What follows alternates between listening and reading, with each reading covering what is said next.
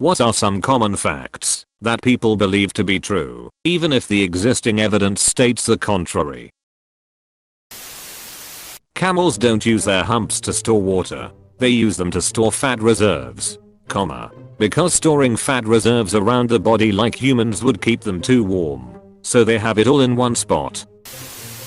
Myth: the pool is definitely clean. It has such a strong chlorine smell. Fact: a strong chlorine-like smell, like the kind you associate with public pools, is actually an indication that the water is not chemically balanced. It might even be a sign that the pool needs more chlorine. Source: https://chlorine American Chemistry com/science center/chlorine compound of the month library/chloramines understanding pool smell/edit. Lots of people commenting about how this smell comes from pee. And yes, you're partly right. However, there's also ammonia in sweat, so it can contribute to the smell too. The source linked above actually explains chloramines and pool smell quite well. If you'd like to understand this phenomenon better, who are my time to shine. I used to test pool water/hot tub water as a part-time job. This is what I learned from reading the material that the company gave me, but my advice always seemed to work, so I think it's pretty solid. There are two types of chlorine: free chlorine and combined chlorine. Free chlorine is generally odorless in the pool. It's the chlorine that can attack bacteria. Combined chlorine is chlorine that has already attacked some type of bacteria. All it just stays in the pool and doesn't do much. That combined chlorine can make your pool smell like chlorine, or even make your pool cloudy. If a pool smells like chlorine, it has too much combined chlorine. To get rid of it, you need some type of oxidizer, like a calcium hypochlorite or something along those lines. So in other words, even if a pool smells horribly like chlorine, it can still be very unsanitary and unsafe to swim in. If the police arrest you and do not read your rights, the case will automatically be thrown out. That only invalidates any interrogation they conduct. To piggyback, that police have to read you your Miranda rights. Miranda only comes into play for questioning. If they don't want to ask you any questions, they don't have to read Miranda. Worms come out when it rains because they are drowning in their holes. No, not really. They mostly come out because when it rains heavily, they are able to survive on the surface for much longer and move around, finding new areas to feed and more worms to breed with. Starts to rain worms. You'll trin a smash. Edit. My most liked comment to date, and it's on my fucking porn alt. Edit 2, and it's about fucking worms. A few people still believe that opening windows before a tornado to even the pressure will save their house from damage. Some also still believe trailer parks attract tornadoes and that random sacred landmarks can protect cities from tornadoes. The first part of that does have some merit though. Opening up all your windows will effectively reduce the total force being exerted on the walls from the outside, since some of that airflow is allowed to pass through the wall instead of acting upon it. However, considering how strong the winds are in a tornado and how small most windows are, the effect may as well be irrelevant. Opening your windows to reduce the damage from the winds of a tornado is probably about as effective as planting shrubbery to reduce the damage from an oncoming avalanche. Cutting your facial hair makes it grow in thicker. I had a full-on argument with an individual who firmly believed that genetics played no possible role in hair growth whatsoever. I have never been more perplexed or angry in my entire life. Sincerely, bald at 25. I'm a master esthetician and I've studied hair growth, and I can confirm, shaving/waxing/plucking does not make more hair grow thicker or longer. The reason for this misconception is when you shave, it makes the tip of the hair blunt, so when that protrudes from the follicle, it appears to be thicker. The only change in hair texture/thickness/length/etc. occurs in the papillae, hair root, which is completely determined by hormones. Edit. Hey y'all. As much as I love talking about my field, I gotta turn in. But consider contacting a local esthetician for your skin/hair questions. That Einstein was a bad student and was bad at math. It's just not true. He got average high marks and was really just disdainful of the structure of school, and he was good at math. Physics is like 90% math. I get why people share it. It's to make struggling students feel better about themselves. But can't we tell them about something else instead of lying? Just show them the salary of a plumber or welder compared to their teacher's salary. That ought to cheer them up. Edit. Thanks for the award. And also I'm silencing notifications as I woke up to 50 replies this morning. The most violent arguments I've had have been convincing patients with a viral cold that they don't need antibiotics. It is rarely necessary to wait 24 hours before filing a missing person report. Yup, our police has this listed on their Facebook page as a common myth. Vikings never actually drank from skulls of enemies. This was based on a mistranslation of Old Norse poetry in which they refer to drinking from horns. They never had horns on their helmets either. Even as a kid, I thought that would be wildly inconvenient.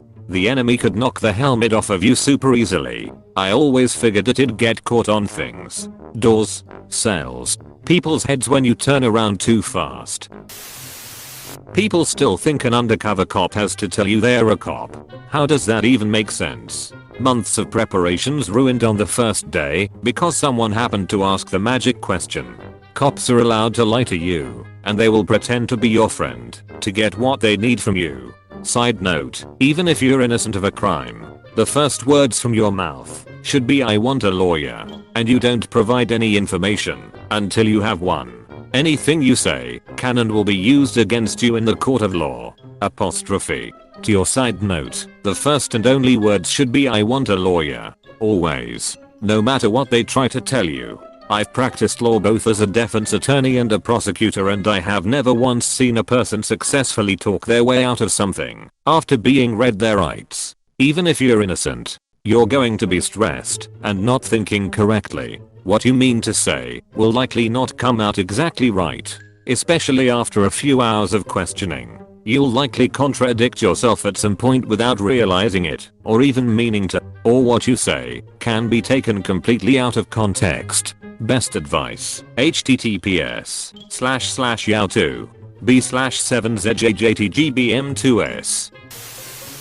That 30 used to be considered ancient back when the average lifespan was 25 or whatever. The average is offset by a huge number of child deaths. 30 was never ancient. Even hunter-gatherer societies had people routinely living into their 60s. Piggybacking off this, that girls were married off in their early teens in the medieval period. This is based off the nobility and royalty, who did marry off their young daughters as a political tool to secure alliances. However, even when the young royals were only 12 or 13 when wed, they were often married by proxy and married in name only. The married couple were often kept separate until either the girl came of age, aka got her first period to produce children, or were just deemed old enough to start living together in the same castle, which wasn't until around 17 to 20 years old.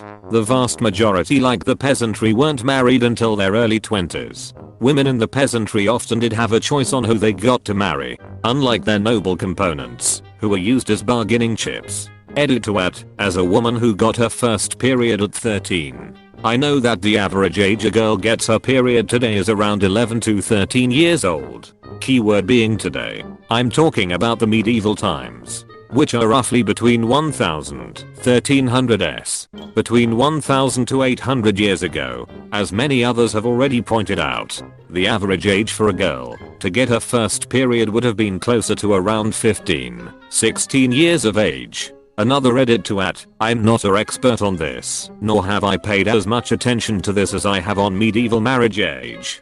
But it is generally believed access to better nutrition from medieval Europe to today's Europe is causing the average age of girls' menstruating to lower. There is also the belief that the artificial hormones and additives in food are messing with hormones, as well as artificial fragrances and dyes etc. Not just for girls, boys as well. However, I haven't seen this belief outside of Dr. Oz, so you can guess it isn't as credible as the nutrition belief. You can only taste certain tastes on certain parts of your tongue. The tongue maps. https://n. Wikipedia. org/wiki/tongue_map are correct. Lightning never strikes twice in the same place. In fact it does. And frequently, you don't want to be there when it happens. If it didn't, Lightning rods would be useless. Edit. Redundant isn't as good of a word. A person drowning is not likely to be flailing wildly and yelling like in the movies. Drowning can often happen with mostly silence, especially with kids. Read up on the signs. It might save a life. I was drowning and lost consciousness when I was 5. I was told I barely made a sound. I went under, sucked in lungs full of water when I tried to cry out in surprise and blacked out. If it wasn't for my dad's instincts and quick action, I'd be dead. The site, Spot the Drowning Child, http://spotthedrowningchild.com/ is a terrifying but manageable way to learn this. Your heart stops when you sneeze. I mean, have you seen my dad sneeze? No wonder the heart needs a break. A lot of people think they can burn belly fat by doing crunches or slim their arms down by doing push-ups. But targeted fat loss isn't possible, and there's no evidence to suggest it is. You can tap a block to see if it is loose in Jenga, which is stated quite explicitly in the rules. And fuck you everyone who said I couldn't. Wait, what the fuck? This blew up for no reason.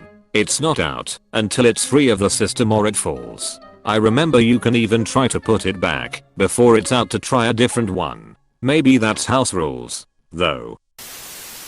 Cracking your knuckles too often will give you arthritis. Nope. No conclusive study has ever backed this up. It just releases the gas from the synovial fluid in your joints, which is neither good nor bad. When you swallow gum, it stays in your body for 7 years. I scrolled fairly far down and did not see what came to mind for me. A lot of people think blood is blue inside of the body, and that it only appears red because of the oxygen or something in the air. I tried to explain this to a past coworker who was a former nurse, and she wasn't having any of it. Turns out a lot of otherwise smart people believe that with no evidence. But blood is always red, just darker at some points of circulation in the body.